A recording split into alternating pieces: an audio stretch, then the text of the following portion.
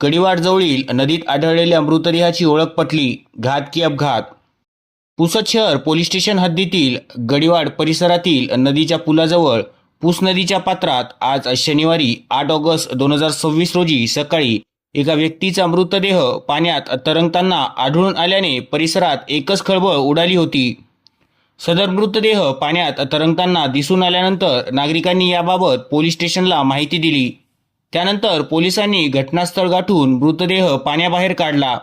मृतदेह पाण्याबाहेर काढल्यानंतर मृत व्यक्तीची ओळख पटली असून त्याचे नाव मुजीब खान इमाम खान उर्फ पठाण ऑटोवाले, राहणार जामा मस्जिद जवळ गडिवाड पुसद असे असल्याची माहिती मिळाली आहे.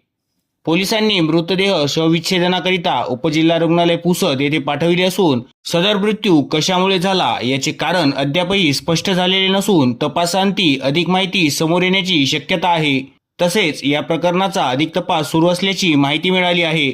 मात्र पुसद शहरात व तालुक्यात अशा वाढत्या घटनांमुळे भीतीचे वातावरण निर्माण होत आहे.